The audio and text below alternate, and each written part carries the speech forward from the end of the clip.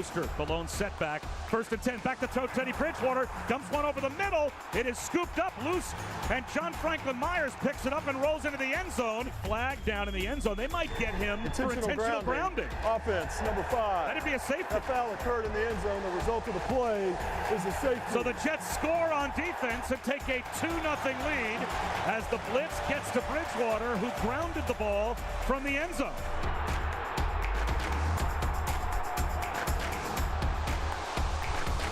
Welcome to Jets Overtime, presented by SiriusXM. Eric Allen, Anthony Becht, Quincy Enunwa. A couple of streaks today at MetLife Stadium. The New York Jets snapped their first division win in 13 contests, their first home win of the 2022 season. And now they've won 2 games in a row. Anthony Becht, the airs feel a little bit different here at One Jets Drive. The New York Jets are 3-2 on the season. It's always good to come in the facility. There's no eggshells on the ground. You know, you're coming off a win. Listen, it's a huge win for this football team. I mean, think about this. You know, you go on the road, you have a big win. Your quarterback comes back in his first start. He has an unbelievable fourth quarter, and then you come home. The ovation was loud to greet him before the game today, and they didn't turn the ball over. And I think that's such a key statistic when you talk about quarterbacks. You know, the yards, how many touchdowns, everything you throw, that's all great. But when you talk about not turning the football over, I think that's the biggest stat. That allows your defense, your run game, everything else to fall in place. And today, even though, you know, Teddy went down early, I love that defensive call, by the way. We start the show, you've seen that off the edge with Sauce Gardner, allowing your rookie to make a play early on. That kind of set the tone for the day. And Skylar Thompson had a tough go today at the quarterback position, but they finished. I think when you watch this game throughout, they had to go and play 4 quarters of football. And again, the fourth quarter last week, they had to come back and win. The fourth quarter this week, they piled it on, so that was huge. All right, fellas, I can't bury the lead. The Jets, 40. The Miami Dolphins, 17, of course. Quincy, the game was tight. Yeah. Early in the fourth quarter, 19-17. But the Jets are showing signs of progress because they've been dominant in the fourth quarter throughout most of the season. They're outscoring opponents by 12 points a game in the fourth quarter. So when that game was tight today, and you got to give Miami credit, they battled with the third-string quarterback, Skylar Thompson, a 7th-round pick from Kansas State, who nobody thought was going to be in the game. They held tight. But when the Jets were pushed, they pushed back. Definitely. I think I love to see what Coach Saleh's doing. Like you saw in the preseason, the Jets were really finishing games, and you're seeing now that they're continuing that. And that's what you want to see throughout the whole season, is that they continue to do that, continue to finish strong, and you hope that they can really make sure that they're finishing all these games strong. I think you saw the 2 losses that they had. They weren't finishing strong. They weren't really doing what they needed to do. The 2 wins before this game, they did a great job of coming back. Now they did a good job of keeping the lead, staying strong, and continuing throughout the whole game.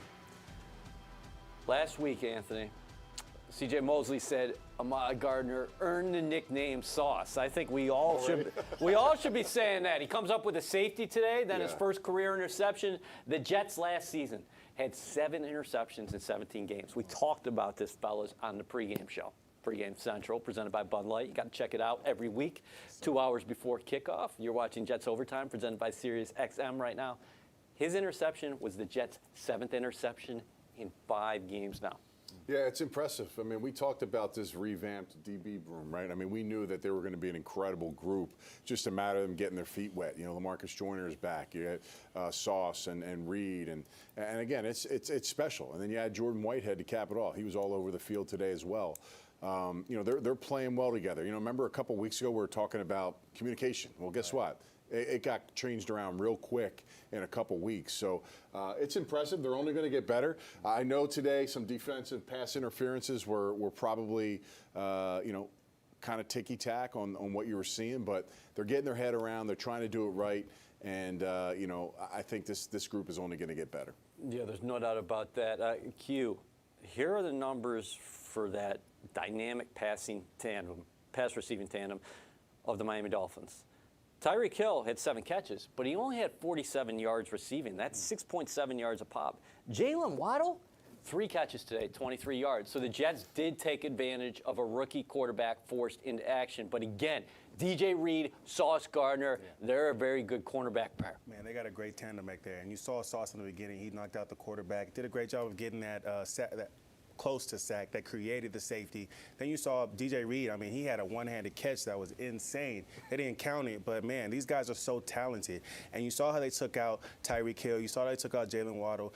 Who cares about who was a quarterback at that time? You got to play with whoever you're going up against, and that's what they did. They performed, they showed up, and they continue to do that. I love Sauce, man. That's a guy that you're going to see performing well if he continues to keep that swagger that he has. Yeah. To Anthony's point, what did you think about that pass interference penalty, that specific one on Gardner? Yeah, listen, I didn't think there was very much contact at all. He tried to get his head around at that last moment, which he did. There was a little bit of a fight for the football, but if you watch it, his head really does turn upon impact, and they're both going for it. So, I love the fact you saw him. Tyreek Hill was getting off the sideline, he was going, and Sauce turned and ran and stuck it in another gear, and he got home, which is great. So, look, those are some little things we talk about each game. You can always work on things. It's technique. But, man, Sauce has got it pretty close to getting it down. He's a technician of the game for a rookie player to do what he's doing early on this season. Of course, also getting that interception was huge. Yeah, and AB, you can also talk about Michael Carter. He had a PI call, but, man, he was in great position. I think they're coaching these guys up so well. Like, regardless of what is going on, they're in great position. You're not seeing guys running down the field wide open. On the call with Michael Carter, that's not going to get called every time. Like, that hand behind the back, as a receiver, I want that called, right? Every time. Of course I don't want any do. contact. But I think if you're watching the game, that's just great coverage, Yeah. The Jets, so far this season, 2-0 on the road. This was very important for them to start division play with a home victory at MetLife Stadium. If you look at that schedule, the Jets before the bye, they're going to finish up their division games at home. On the back half, they will actually travel to Buffalo, New England, and Miami. Let's bring in Ethan Greenberg from MetLife Stadium. Ethan, that was quite a finishing kick from the Jets today, a 21-point run in the fourth quarter. What did Carl Lawson have to say about it? Yeah, well, specifically, he said that he was preparing for not only Teron Armstead, who had a lingering toe injury and then left the game, did not return, also for his backup, Brandon Shell, who was a fifth-round pick by the Jets a couple of years ago. So Lawson said that he was preparing for both of those guys. He feels like he's slowly getting back to the form that he was in last training camp, ironically, which is where his season ended. In Green Bay is where the Jets go next week, and Lawson said that the Jets need to keep stacking, do what they did this past week after the Steelers win, which is not let the win get to you. Celebrate, make sure to get to your film study quickly in the week, specifically for Lawson. That's tomorrow, that's Monday, and then the Jets obviously looking to make it 3 in a row moving into next week. Greens, he's been flying around the quarterback all season, but what did he say about the strip sack today that Quinnen Williams recovered as the Jets went on that run there? Yeah, well, that was a part of the 21-point fourth quarter swing, and specifically Carl Lawson said that just shows the fight of this team. Robert Saleh talked about 60%. It's a Navy SEALs adage, and I think we saw that today. Now, specifically with the strip sack, he saw a tight end. He said, you got to use power because when you see a tight end there, they're not an offensive lineman. Use the power, rip to the quarterback, get the ball. And then, of course, Quinnen Williams, the complimentary football, putting the stiff arm on Tyreek Hill, and then the Jets emerge with a victory. That was a huge play. Dwayne Brown made his debut in green and white. He started at left tackle, which meant Elijah Vera Tucker moved across the line to right tackle. What did Brown say about the impressive second-year lineman? Yeah, he's extremely impressed with Elijah Vera Tucker to move from right guard to well, let's even go back. Left guard to left tackle to right tackle now for the Jets. Dwayne Brown waxed poetic about him, and Robert Saleh said that was the best 5, not necessarily because of AVT at right tackle, but also because of what Nate Herbig was able to do at right guard last week. And then, of course, he got the second start of the season at right guard today. And both of those guys, Saleh and Brown, said that AVT is just one of a kind. And Saleh actually said in his post-game press conference that maybe Elijah Vera Tucker could see some snaps under center next week. Now, that was just a joke, but it really just shows what Elijah Vera Tucker's versatility means to this team. A lot of positive vibes for the green and white today. Greens, how about on the injury front? Yeah, Jermaine Johnson, ankle injury. He's going to be evaluated tomorrow. And then Braxton Berrios, after he scored a touchdown, he kind of took a knee and for an extended period of time. Robert Saleh said nothing to worry about. Just had the wind knocked out of him. He was celebrating in the locker room, so all good there. You are, in fact, one of a kind. I'll tell you what, the Jets, 2-0 on the road this season, like we talked about before. They're going to Green Bay next week, and then they'll face the Denver Broncos. Both those teams, gentlemen, are scuffling. Don't say I'm getting ahead of myself. But when you look at the schedule before the season, a lot of people, I think, externally said, I don't think the Jets got a chance during those two games. But I'll tell you what, the way they're playing, the way the Packers are playing right now, the way the Broncos are playing right now, we have to change the way we're viewing the Jets. We have to change the way we're viewing their opponents. And, oh, by the way, MetLife Stadium was jumping today. It will be jumping on October 30th when the Patriots come to town. Well, how do you change the perception of the way you think about the Jets? That's on the Jets and this team. And that's what they do. Last week they did it. This week they did it. That's how you start proving yourself every single week. Another thing that stood out to me as I look at the team last week and their big win in the fourth quarter and then throughout this game watching head coach Robert Saleh. I thought he played. He really coached with a lot of emotion today. He's a guy that when he was with San Francisco as a defensive coordinator, he was very animated on the sidelines. He loved to see the big plays and you're seeing that a little bit more each and every week. I kind of like that. The MO of head coaches in this league is try to be so serious and, don't get off the cuff. Like, this is him. This is what he is. I think guys feed off it. The fans feed off it. It's a natural give and look that what he has, and I think that just bodes well for this team. And that's the personality that really honestly got him in a position to be a head coach in this league, quite frankly. So I think it's great. And, as long as the defense continues to do what he does, he's almost an extension of Ehrlich and everybody else is doing on that defensive side. But the emotions are high in the football game. It's really good to see. Well, Quincy, before we get to our turning point, what do we expect from Anthony Becht on the St. Louis sideline next year, XFL head coach? Is he going to be emotional? Let's see. I hope he's got some passion out there, man. I think AB knows what he's talking about. So even without the passion, man, he's going to have the knowledge, and that's what guys want. You don't want a guy that's out there and doesn't know what he's talking about, never played the game. I think he's going to have the respect of those guys. Well, I'm always going to talk my guy up, man. Well, watching a lot of these head coaches in the NFL, I've taken a lot of notes on what not to do because, man, I'll tell you, game management's been bad. So I'm not going to be calling plays. I'm going to be game managing the game, and that's good what Saleh's doing. I mean, he's got the defensive side, obviously, but he's able to manage the game, do what he wants to do. But, man, the emotions are high, and I love it. There's so much to get to from today's game, but that's a great point because when Saleh was hired here, he said, I'm going to take a look at this organization from 30,000 feet. I was a defensive coordinator. I'm not calling plays. Jeff Albrecht's calling plays. Mike LaFleur is taking care of my offense, and right now the Jets are an ascending team. Let's get to our turning point, talk about coaches' decisions. Early on in the fourth quarter, Jets have a lead at 19-17. The Dolphins trotted out Sanders there for a 54-yard field goal. He missed by a couple inches, and then the game flipped. Yeah, it did. It was close throughout, Q, and there was that was, I believe when Michael Carter had that PI during that series, and they were able to overcome it. I mean, listen, I think we've seen a lot of times where the tables were always turned on the Jets side. Like, that kick would have been made, this and that. Well, you see how things change in the momentum of the game, and that kind of flattened out, I thought, the Dolphins at that point, and that's when the steamroll came on from the Jets offense. It was exciting to see. It really did, and I think if you're an offensive player, which you were not too long ago, what are you thinking when you see that field goal pushed to the right where Miami had momentum at that point? They had scored 10 consecutive points. That went from a 19-7 game to a 19-17 game, and if he makes that field goal, they're in the lead. Right, and I think if you're going out there on offense, you automatically know this is our time. This is our opportunity to really put this game away.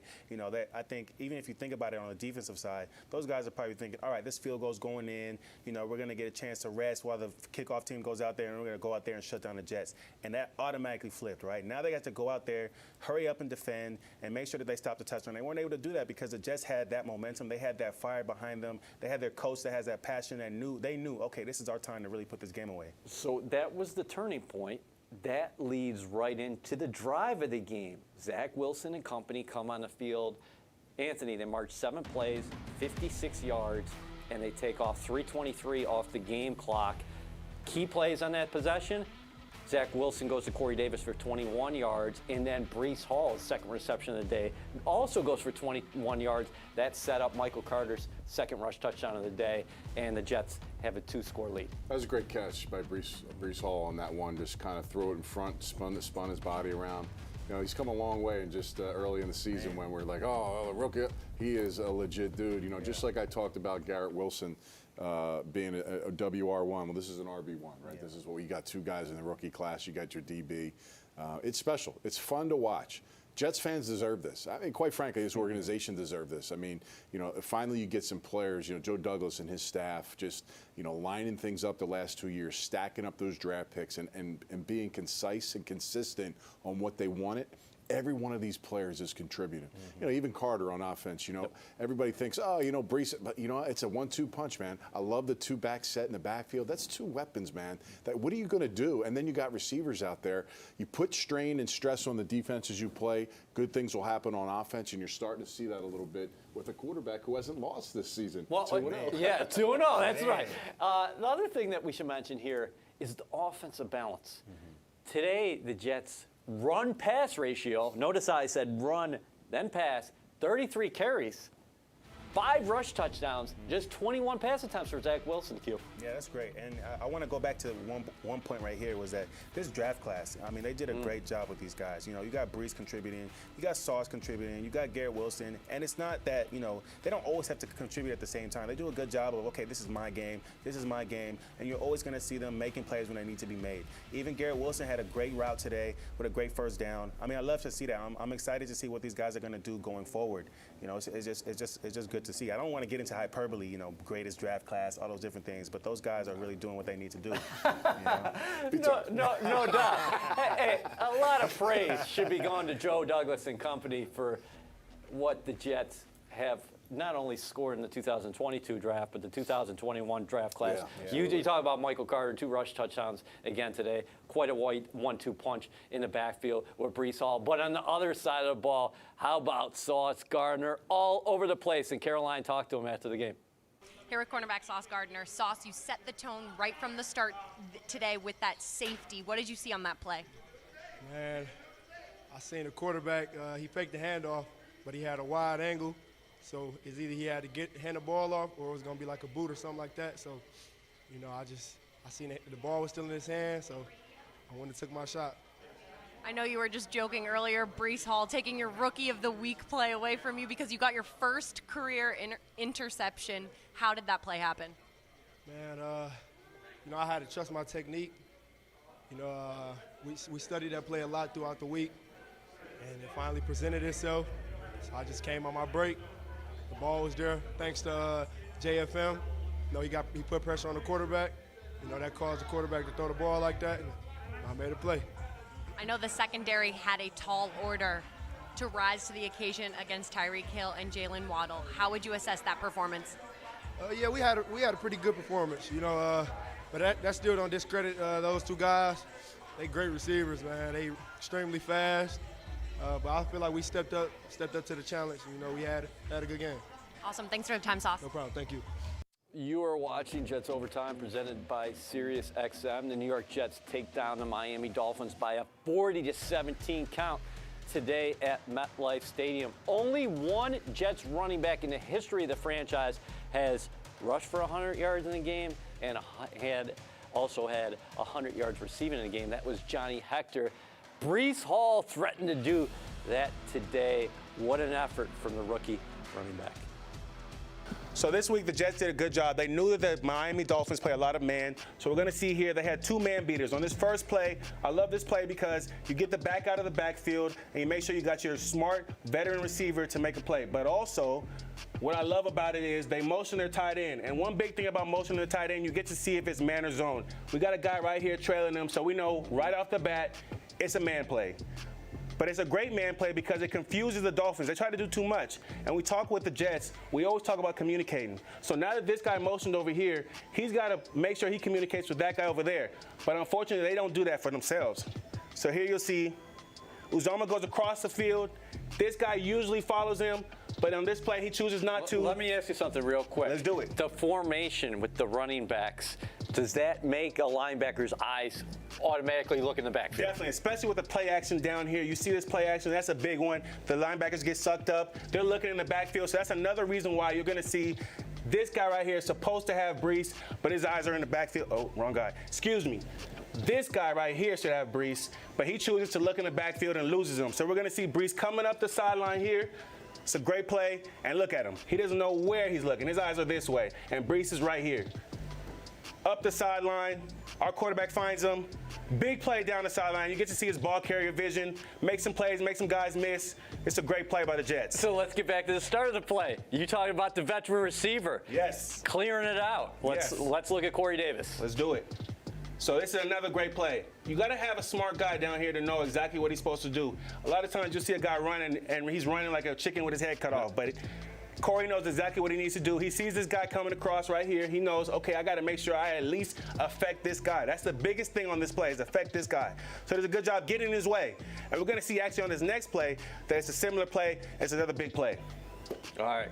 So when something happens in a positive manner, a lot of guys are doing the right thing. Exactly. Now, here, Elijah Moore is not going to get any credit on the stat sheet, but you're talking about another clear out in Brees Hall, again getting room. Exactly, and I love this play as well because Elijah Moore up here knows that he's got a press man, and a lot of times, like I said before, you need a guy that knows what he's doing. So usually you'll see a guy, like the last play, just kind of run in and make this play. But Elijah Moore knows, okay, maybe I can do a little bit extra. And we got some savvy receivers on this team. So you're going to see right here, as opposed to just running inside, he adds a little bit of extra sauce on this, right? So you're going to see him go outside, then inside, great job, and then he gets those two guys to run into each other. And again, it's another great call by Mike LaFleur.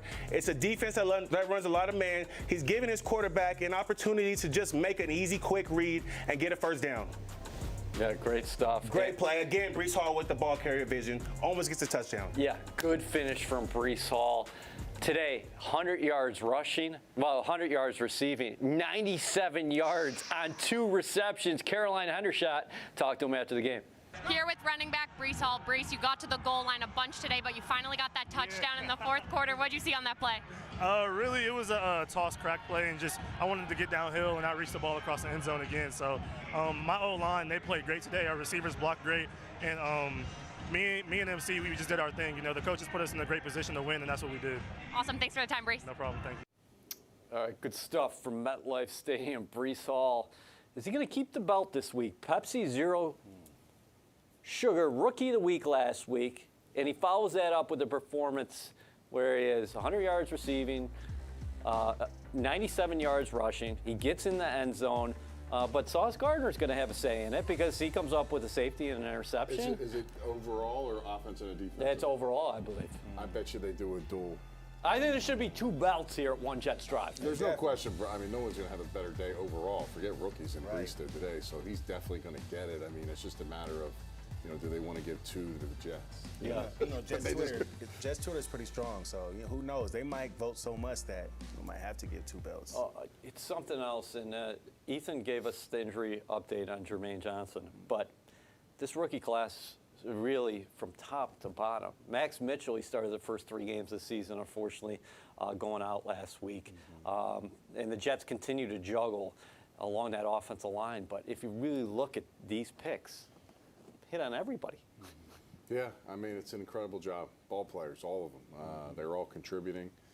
Even when you look at with Jermaine had a sack last week, had a sack earlier in the season, on pace to get 5 or 6 or 7 of those. So yeah, it's a special class, and we need them. I mean, the Jets need these guys to perform because it's a young team. Got a quarterback that's young. AVT's playing like one of the best players at his position. Moving around an offensive line is just an incredible feat. It really is. And, it's fun to watch. All right, so let's get to our grades. And since you just talked, I'm going to start with Quincy. Let's start on the offensive side of the ball. What grade are you giving the Jets today? Yeah, so on the offensive side, I'm going to go with a B+. I'm happy about what they did. Obviously there's always room for improvement. I like to keep my base grades around an A, so B+ was like, okay, there's no turnovers. I would have loved to see Zach throw a touchdown or 2, but no turnovers is great by him. You got so many touchdowns by the running backs. You got execution. You got great execution on the offensive side. So, I'm giving those guys a B+.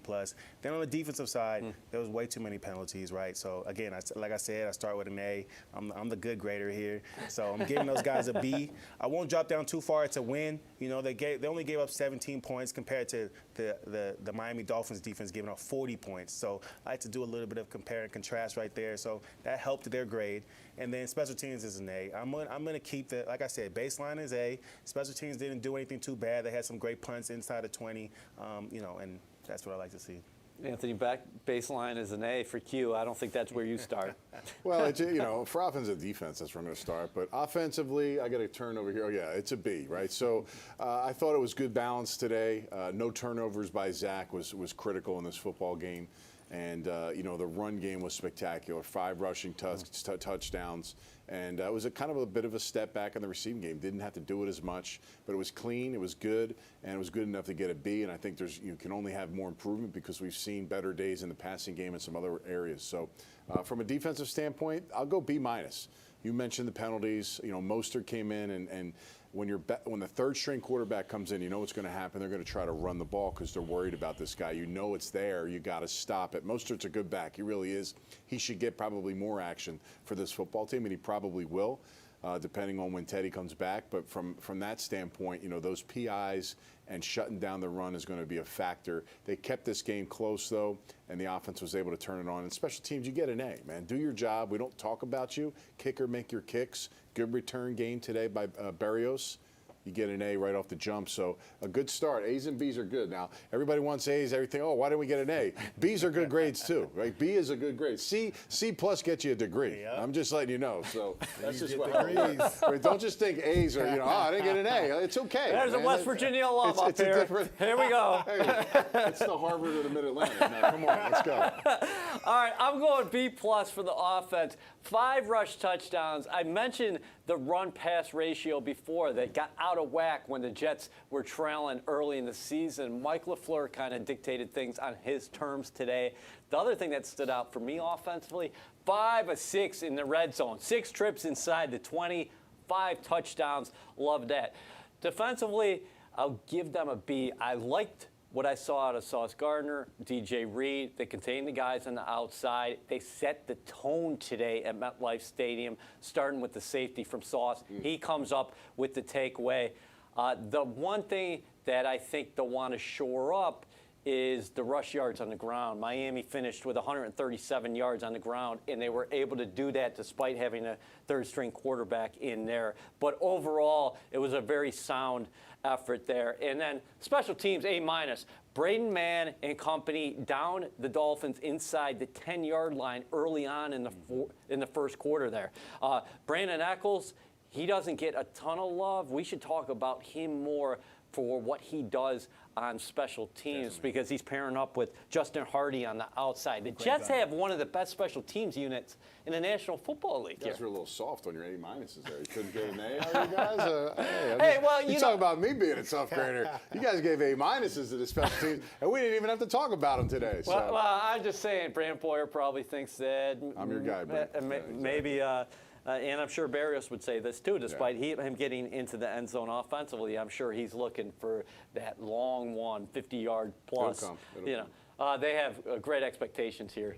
But Zach Wilson, there are his numbers today. Good completion percentage, nearly 67%. Now, on the season, he's caught a touchdown, he's thrown for a touchdown, and also run one in. Yeah, the trifecta. After today's game, he talked to the voice of the Jets, Bob Wischusen. Zach, how'd that one feel? It was awesome. Great team win. I think that's, the definition of a team win right there. The defense doing a great job. Us getting some explosives in the pass game, O-line holding up, and then, the run game taking over for us. I think that was huge. Brees, Michael Carter, those guys fighting, the guys up front fighting. Really cool, just execution all the way around.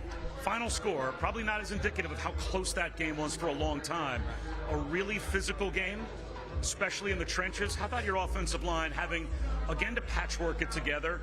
Right. Elijah Vera Tucker playing his third position in as many weeks, and you found a way to get it done. Right. Those guys are battling up front. DB's coming back.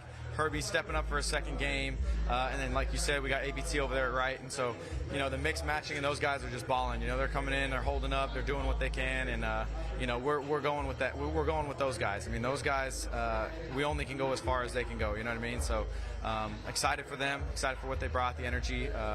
And the juice, and excited for this next week. And how about some of these young skill guys? We've given Garrett Wilson a lot of love, rightfully so. But today, Breece Hall breaks a nearly 60-year-old record for most yards from scrimmage for a Jet rookie. His development and what really that running back tandem means to your offense. Yeah, he's huge for us. They're very different backs. We use them for different things. But, Breece had a great day breaking tackles, never letting the first one hang on. He got open in the pass game, had a long run right there. He's hard to bring down in space. He does a great job getting out there in space, and then he's got great hands too. So excited for his future with us.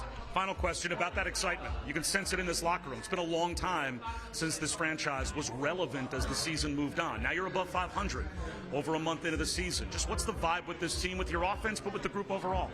Yeah, the vibe, this winning thing is it's expected, and that needs to be the thing every single week is we come in here, we expect to win, and we're going to keep getting better. We're going to keep learning from these wins, and, it's going to be an exciting year, but we got to keep going. Thanks a million. Yep, thank you. All right, that's it. You're watching Jets Overtime, presented by Sirius XM. Eric Allen, Anthony Becht, Quincy Enunwa. We just heard from Zach Wilson with the voice of the Jets, Bob Wischusen. This winning thing, it's expected. Yeah, I mean, I think it's a great attitude to have. They're definitely setting on the right track. To have the expectation to go in there and know that when you go into a game, you feel like you should win every single game. We talked about this when we looked at the schedule. When people look at schedules beginning of the year, oh, there's no way. Brady Quinn, they're not going to win 8. They're going to lose their first 8 games. Like, these teams, you don't know how these teams are going to stack up and play week in and week out. It's the most laughable thing ever, trying to figure out who's going to win or lose games. And now you see, well, you know what now? Jets are a dangerous team. I mean, the bottom line, they're a dangerous team when they go out there and play their brand of football. And LaFleur and these guys, coordinators, are getting their plays, getting their things going, and now they're getting some good responses, and you see the changes on how they can be a little more flexible in both offense and defense. Hey, Q, I like Anthony Becht throwing shade at Brady Quinn. A Notre Dame alum. My sister went to Notre Dame as well, but hey. Really? That's a bold statement. Yeah. So, he overlooked the Jets. Yeah, because whatever he was looking at as far as his season preview, it was way off. He wasn't looking. That's the No, problem. he definitely wasn't. We talk about any given Sunday, right? Any given Sunday, you can get a win. And I think the Jets are showing that it's not the same old Jets. You can't run with that story because every year is a new year. You got a new team. You got new players. You got a new draft. Why would you go into a season with a new draft if you're not going to go into it being a new team, right? So I think you're seeing these guys going out there performing. You're seeing the coordinators creating plays, creating opportunities for these guys to make a lot of great plays, and it's just exciting to watch this Jets team. AB, before we get to our game balls here, they're finding different ways to win. Against Cleveland, you could say that was somewhat miraculous, an improbable victory. Against Pittsburgh, they took that shot where the Steelers scored 20 consecutive points, and they had to make hay in the fourth quarter, and Zach Wilson let them down the field to 2 touchdown drives. This game, they jumped on the Miami Dolphins, and the Dolphins had a counter, and then when it mattered, when the Jets had to seize control of the game, they did. Listen, and don't forget the fact your quarterback missed the last 2 preseason games and the first 3 regular season games, and he looks like he really hasn't, missed a beat. He looks better every single game. So, he looks comfortable, and I think that's ultimately, guys, it's going to come down to the quarterback playing this year. We could say all we want, defense is going to have to do this and that. The players around Zach gives him an opportunity to be a better quarterback, and I think that's the plan from day one when they got him. And you look at the structure, what they're trying to build, you always probably think, okay, it's a 3-year plan. Last year, this year, next year. But you know what? You got to see significant improvement this year. That's what you're seeing early on. They're 3-2, guys. They're a game over 500. If you look around the NFL, there's a lot of 2-2, 3-2, 2-3, 1-4 teams out there, and they're right in the mix to be dangerous. And now other teams have to worry about all the different pieces that they have. Q, the chemistry is only going to get better with these receivers. Right. Garrett Wilson, that's the second regular season game that they've ever played together. He had 3 receptions today for 27 yards. Corey Davis, the 2 receptions, including the key 21-yard pickup on that game-changing drive. And Elijah Moore, you got to figure he's going to have one of those breakouts coming. Exactly. I mean, you got to look at the guys in this room, and Elijah Moore hasn't even had an opportunity to explode, right? So, I mean, it's just the season is so young. There's so much opportunity. You see Zach Wilson becoming more confident, and I only had one really great year playing where it was like, you know, you could tell that this was a great team, and I love the confidence that we had as a team. So I can only imagine the confidence these guys have. You know, you got a lot of guys that really carry that swagger. I mean, you brought Sauce in. I mean, even Zach Wilson doing the gritty on the field last week. I mean, that's a guy that's feeling confident. You're referring to 2015 and when the Jets went 10-6. But that was a different makeup. You were one of the few guys who were making contributions who were on the younger side of things. That team relied on some vets who were on the backside of their careers. Exactly, and this one is relying on a lot of younger guys. So the only thing that means is that the nucleus is young. That means you can continue to grow with these guys. They're all on their rookie contract, so you're just going to continue to see them flourish and continue to see them just become better players. All right, let's get to our game ball, starting with you, Anthony. Breece Hall, and we talked about him the entire game. Nothing more else to say. He had a fantastic game, 100 yards receiving, close to 100 yards rushing. It's a big-time day for him, and it's only going to continue to get better for the young man. Yep, no doubt about that. And I love the 1-2 punch. Michael Carter with the 2 rush touchdowns himself. How about you, Q? I got to go with Sauce, man. I love watching this guy play. From the very beginning, he came out and showed these guys that this is what I'm willing to do. I'm willing to make these plays for my team. Then he got that pick later. And I always say he's always in position. That's a big thing about this guy, is that he's always in the right position. And even when he's out of position, you saw on that interception, he was out of position on that play. But he did a great job flipping his hips and coming and cutting that ball underneath. I mean, it's just a great play by him. I'm going with Elijah Vera-Tucker. The Jets have played 5 games. He started at 3 spots. Today, of course, he started at right tackle with Dwayne Brown back in the lineup, taking over at left tackle. The Jets rushed for 137 yards, and they had 5 touchdowns on the ground. Final thoughts? Yeah, look, there's a lot of buzz and excitement. You're right. It's good for fans to be excited about it. They got to see a home win, some road wins as well. It's a huge road trip coming up here the next 2 weeks. They have a chance to really make a statement in the league and come back at home in 3 weeks and really set the tone for the division. How about you, Q? Yeah, I agree. I mean, you know, you look at the next 2 weeks, they got away games, but Russell Wilson's been struggling. Aaron Rodgers is going to be Aaron Rodgers, but I think this team is riding the confidence. I think they're going to do a great job, and they're going to come back home and we're going to put another guy in the Ring of Honor. So it's going to be a great game at home. Yeah, a great football day in New York. The crosstown guys that we're not worried about, they actually took down the Green Bay Packers today. The Jets will have their shot at Lambeau next week before a trip to Denver, and then they're coming home to face the Patriots. 1-0 in the division. Will they make it 2-0 in the division? Well, let's not get ahead of ourselves. Right now, after 5 weeks, the New York Jets are 3-2. We're signing off.